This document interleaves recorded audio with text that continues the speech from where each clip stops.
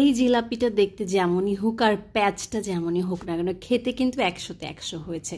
তো বাজারে একটা জিলাপি পাওয়া যায় না এরকম চিকন চিকন, দেখতে পাচ্ছেন রসে ভরপুর এই জিলাপিটা আমার কাছে খুব ভালো লাগছে। প্রথমবারের মতো বানিয়েছি আর প্রথমবার, এর আগে কখনো বানাইনি, তার মানে প্যাচ ট্যাচ দেওয়া এত সহজ না। সহজ যত মনে হয় সব কিছু আসলে ততটা সহজ হয় না।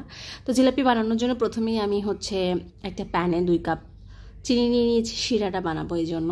আর 2 কাপ পানিও সাথে নিয়ে নিলাম, 2 কাপ চিনির সাথে 2 কাপ পানি। তারপরে এলাচ দিয়ে দিলাম একটু, মানে সুন্দর ঘ্রাণের জন্য।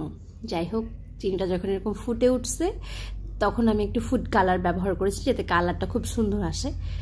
এটা স্কিপ করা যাবে, না থাকলে না দিলেও হবে, আমার কাছে ছিল তাই দিলাম। একটু লেবুর রস ব্যবহার করলাম যাতে শিরাটা জমাট বেঁধে না যায়।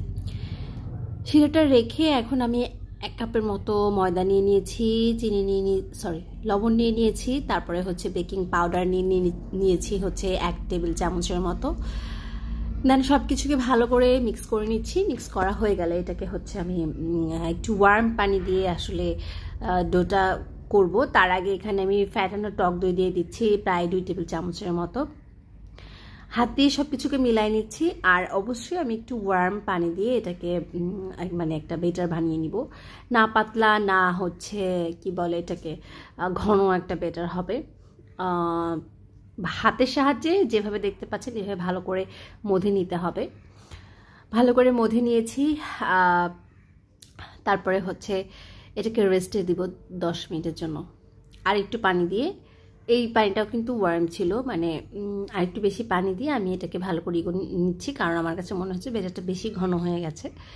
যাই হোক, হাত দিয়ে এভাবে চেপে চেপে বেটারটাকে সুন্দর মতো কি বলে একটা ফমি ফমি ভাব করে নিচ্ছি যাতে জিলাপিগুলা ভালো হয়।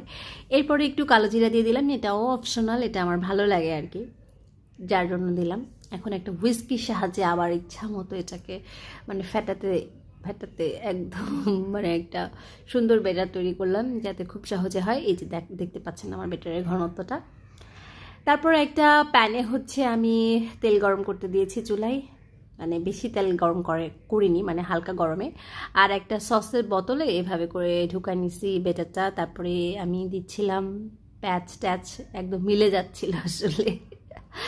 যত সহজ মনে হয় প্যাচ দেওয়াটা আসলে অত সহজ না, আমি পারছি না, অনেকে হয়তো পারবে।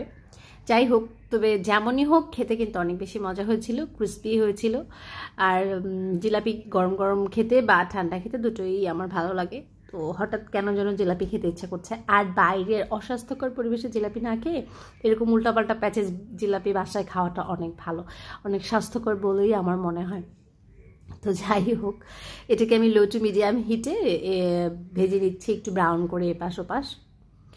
এখন আমি তুলে নিব, কারণ বেশি যদি আমি ডার্ক করি তাহলে একটু কেমন যেন পুরো পুরো ভাব চলে আসবে। এই যে আমার জিলাপির কালার, এবং গরম আছে, এই গরম অবস্থায় গরম শিরার মধ্যে আমি এগুলাকে এখন ডুবাই নিব।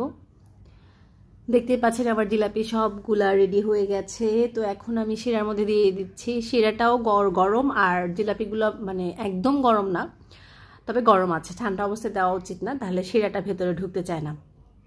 যাই হোক, এভাবে দিয়ে প্রায় মিনিট খানেকের মতো আমি উল্টা পাল্টা করে নিচ্ছি শিরার মধ্যে, যাতে শিরাটা ভালো করে ঢুকে। অবশ্যই শিরার মধ্যে ডুবিয়ে রাখা যাবে না লং টাইমের জন্য। তো এই তো আমার জিলাপি রেডি হয়ে গেছে। এখন আমি এটাকে তুলে নিচ্ছি। আর খেতে কিন্তু অনেক মজা হয়েছে, ক্রিস্পি হয়েছে। তো এই ছিল আজকের রেসিপি, চাইলে আপনারা এটা ট্রাই করতে পারেন। দেখা হবে নেক্সট রেসিপিতে।